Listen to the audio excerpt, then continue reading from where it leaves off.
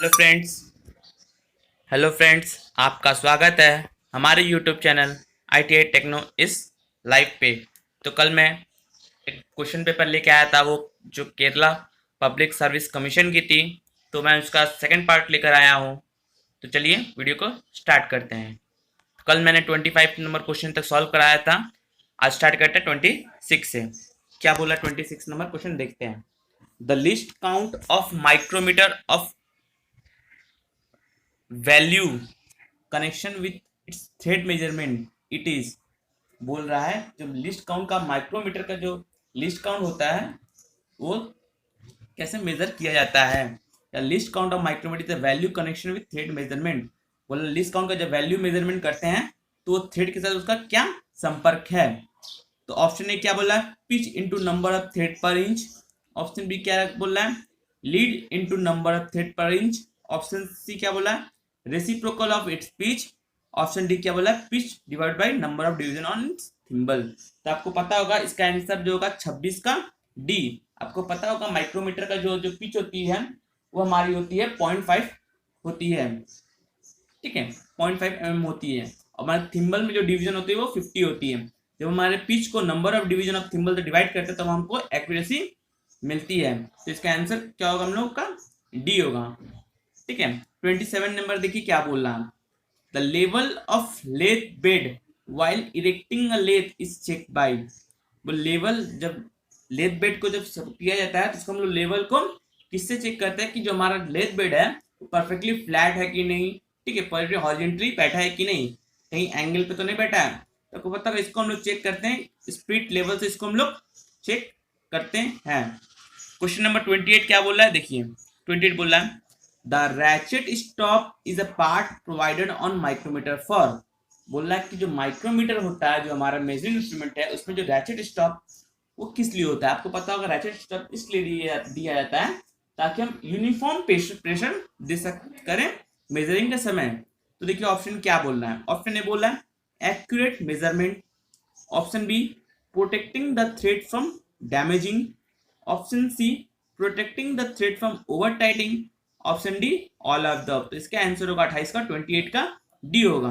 कि माइक्रोमीटर का use generally हम लोग करते हैं, माइक्रोमीटर में रैचेट स्टॉप का यूज करते हैं ताकि जब भी हम लोग मेजर करें तो हम लोग एक्स्ट्रा प्रेशर ना लगाएं, ठीक है, इसके लिए इसका यूज किया जाता है। तो इसको देखिए ऑल ऑफ द इसका आंसर होगा।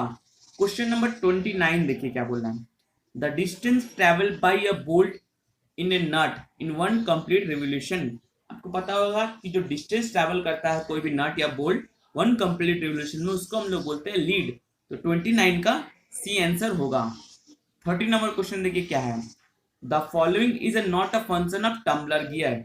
इन चारों ऑप्शन में से कौन सा टम्बलर गियर जो लेथ होता है उसका फंक्शन नहीं है। ऑप्शन ए देखिए, changing the direction of the spindle rotation. Spindle rotation मतलब हेड स्टॉक के स्पिंडल रोटेशन के डायरेक्शन को चेंज करना। Option B, change the direction of the lead screw rotation, lead screw के रोटेशन को चेंज करना। Option C, connected drive from head stock to change gear, head stock के gear से जो change gear जो होता है उसको बीच में कनेक्शन करना। Option D, keeping neutral position when auto is not is required. तो आपको पता होगा कि जो हम लोग टम्बलर गियर जो होता है हमारे बी सी डी ये तीनों जो काम करता है, ऑप्शन जो ए है change the direction of the spindle rotation ये नहीं करता है। तो 30 का हमारा आंसर ए होगा।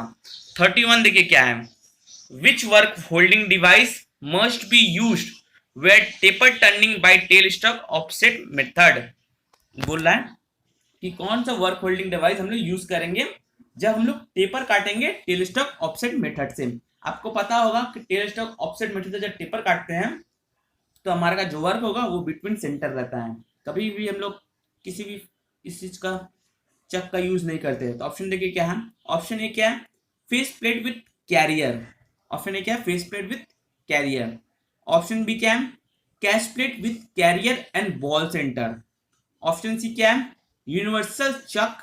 ऑप्शन डी क्या है, three jaw chuck with ball centre. Option A face plate with carrier नहीं होगा, क्योंकि फेस प्लेट का यूज हम लोग, क्योंकि आपको पता होगा टेल स्टॉक मेथड से जब भी हम टेपर काटेंगे हम लोग का बॉल सेंटर जो होता है, जो हम लोग का टेल स्टॉक में लगता है उसकी आवश्यकता पड़ती है।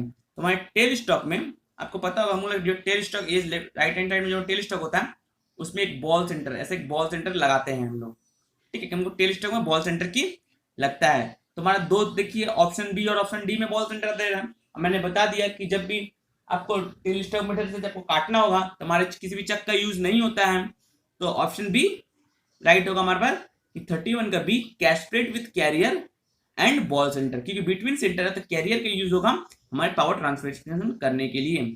32 नंबर क्वेश्चन देखिए क्या बोलता है, the hexagonal shape work can be hold accurately and easily on. किसी हेक्सागोन को पकड़ना है तो किसमें हम लोग बहुत ही एक्यूरेटली उसको होल्ड कर सकेंगे। Option A 4 jaw independent chuck, option B face plate, option C 3 jaw self centring chuck, option D none of the above.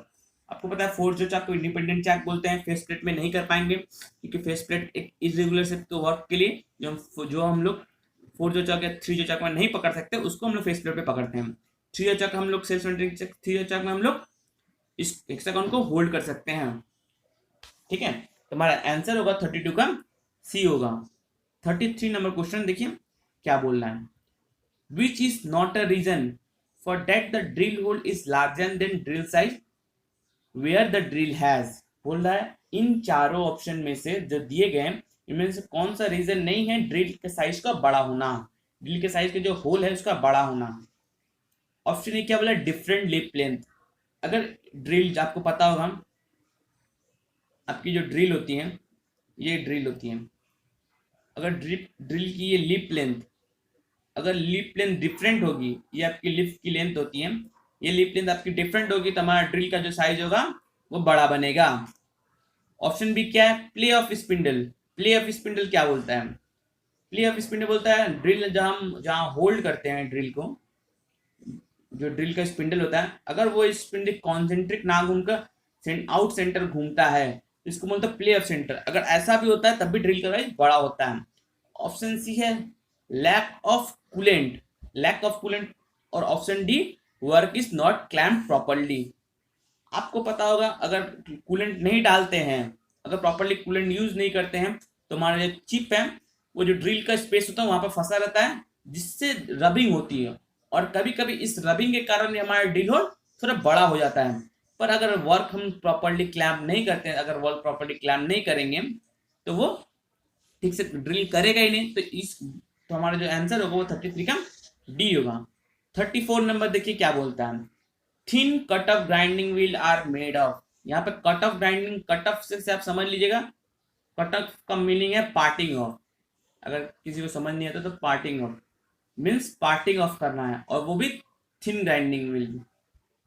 तो आपको कौन सा बॉन्ड यूज करना होगा। ऑप्शन ए सिलिकेट बॉन्ड है, ऑप्शन बी वेटिफाइड बॉन्ड है, ऑप्शन बी ऑर्गेनिक बॉन्ड है, option D cement bond है। तो मैं बोलना चाहूंगा इनमें से जो देखिए बॉन्ड जो पाए जाते हैं ग्राइंडिंग व्हील में वो है वेटिफाइड बॉन्ड है, सिलिकेट बॉन्ड है, सिलेक्टेड बॉन्ड है, रेजोनाइट बॉन्ड है, रबर बॉन्ड है, और ऑक्सीक्लोराइड एक बॉन्ड होती है वो मिलती है। ठीक है, वेटिफाइड हम लोग जनरली यूज करते हैं वेटिफाइड बॉन्ड के लिए, जितने वर्कशॉप होते हैं उसमें हम जनरली वेटिफाइड बॉन्ड का यूज करते हैं।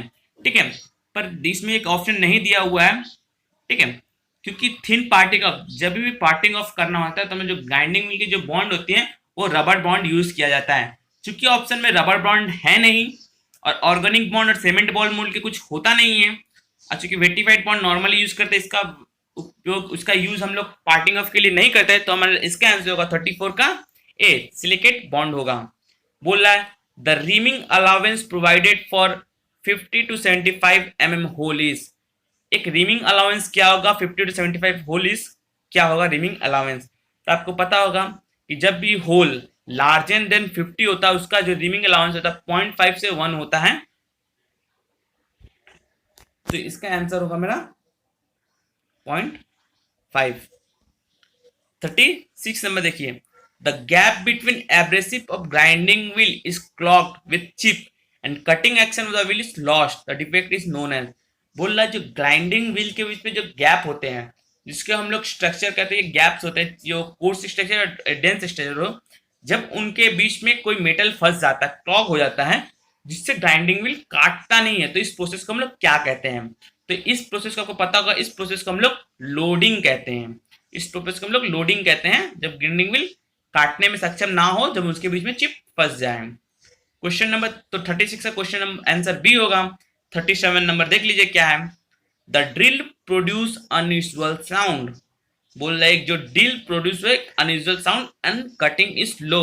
बोल रहा है या ड्रिल की जो कर रहे हैं तो किस, देखिएगा जब भी ड्रिल करते हैं, जब ड्रिल नहीं करता तो एक साउंड निकलती है, अनयूजुअल साउंड। ये किस कारण निकलती है?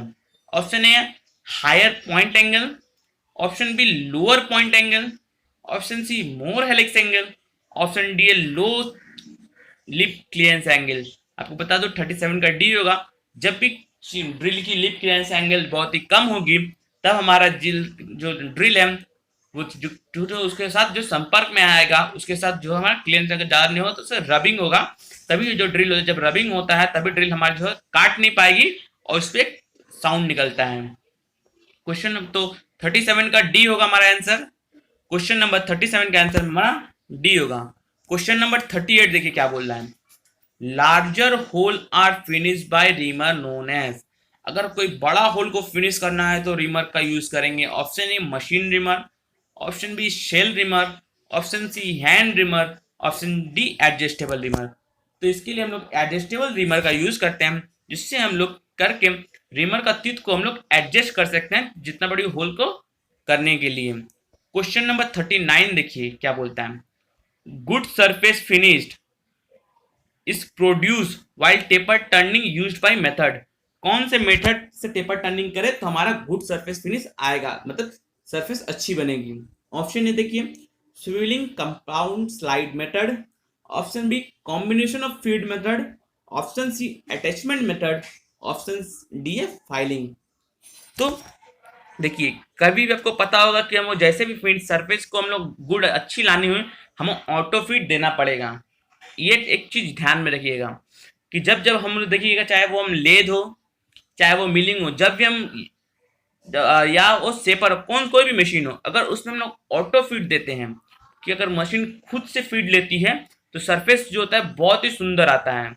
तो इन चारों मेथड में से कौन से मेथड में हम ऑटो फिट दे पाएंगे? तो आपको पता होगा कंपाउंड स्लाइड मेथड में हम लोग ऑटो फिट नहीं दे पाते हैं, ठीक है।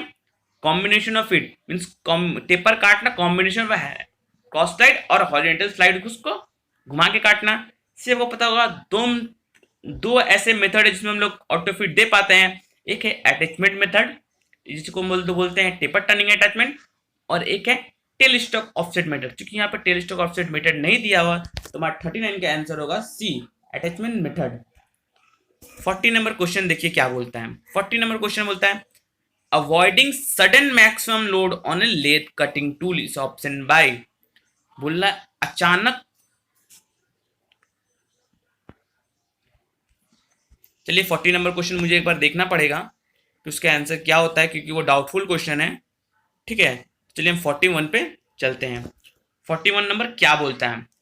The operation perform on lathe for correction the length of the work piece. याद रखिएगा क्या बोल रहा है, आपका क्वेश्चन बोल रहा है कि जब कौन से ऑपरेशन करने से लेथ में आपको लेंथ को करना है, तब आपको पता होगा कि जब भी हम लोग क्या करते हैं फेसिंग ऑपरेशन करके हम लोग लेथ को करेक्ट करते हैं। तो ऑप्शन होगा 41 का सी होगा। 42 नंबर क्वेश्चन देखिए क्या बोल रहा है। The cutting tool advance into work per revolution is called. बोला advancement of tool in one revolution is क्या बोलते हैं हम लोग। Option A feed, option B cutting speed, option C depth of cut, option D pitch. तो इसका answer होगा feed. Means cutting tool का एडवांस 1 मिली पर रिवोल्यूशन में जितना होता है उसको हम लोग उसको फीड बोलते हैं। क्वेश्चन नंबर 43 देखिए क्या बोल रहा है। Which type of lathe center permit to hold the work at an angle. बोल रहा है कौन सा सेंटर का यूज करके हम लोग जॉब को एक एंगल में पकड़ सकते हैं, ठीक है। तो आपको पता होगा कि लेथ का हेड स्टॉक जो होता है, और ये लेथ का आपका समझिए आप, ये आपका लेथ का हेड स्टॉक और इस तरह आपका लेथ का टेल स्टॉक है। दोनों का स्पिंडल जो होता है प्रॉपर एक लाइन में होता है, एक स्ट्रेट लाइन में होता है, ठीक है। जब भी हम लोग टेल स्टॉक ऑफसेट बेटेड टेपर काटेंगे तब हम लोग को टेल स्टॉक को एक एंगल में मूव करना पड़ता है। ठीक है, तो इस एंगल में मूव करने के लिए हम लोग को चाहिए होता है बॉल सेंटर के यूज करते हैं, बॉल सेंटर का यूज करते हैं। तो हमारे 43 का आंसर होगा, वो होगा हमारा 43 का आंसर जो होगा वो होगा बी, बॉल सेंटर। 44 नंबर देखिए क्या बोलता है, most tapers are available in a series of. Most taper किन से सीरीज मिलता है आपको पता होगा, MT0 से MT7 में मोस्ट टेपर मिलता है, तो 44 का बी। 45 नंबर देखिए क्या बोलता है, a metal which is extend and contract when is heating and cooling. बोल रहा है एक मेटल को जब हम लोग गर्म करते हैं वो बढ़ता है, और जब उसको ठंडा करते हैं तो घटता है। तो इस प्रॉपर्टी ऑफ मेटल को क्या बोलते हैं? ऑप्शन ए एक मैकेनिकल प्रॉपर्टी है, ऑप्शन बी एक केमिकल प्रॉपर्टी है, ऑप्शन डी एक फिजिकल प्रॉपर्टी है, ऑप्शन सी एक थर्मल प्रॉपर्टी है, ऑप्शन डी एक फिजिकल प्रॉपर्टी है। तो इसका आंसर होगा 45 का सी, ये एक थर्मल प्रॉपर्टी है किसी मेटल का। 46 क्या बोलता है, cutting tool are made in the form of tip for turning purpose are made of. बोल रहा है कोई भी कटिंग टूल जिसका टिप टर्निंग पर्पस के लिए किया जाता है, made from tip for turning purpose made of. 46 का ए होगा, वो सीमेंटेड कार्बाइड का बना होता है। 47 क्या बोल रहा है देखिए, cast iron is produce from. Cast iron आपका किससे बना होता है, कौन से फर्नेस में बना होता है cast iron? Option A arc furnace, option B cupola furnace, option C blast furnace, option D pit furnace. तो आपको पता होगा कास्ट आयरन जो हमारा वो क्यूपोला फर्नेस में बना होता है। ब्लास्ट फर्नेस में आपको पता होगा, ब्लास्ट फर्नेस में हमारा कौन सा आयरन बना होता है। ठीक है, तो कास्ट आयरन हमारा क्यूपोला फर्नेस में बना होता है।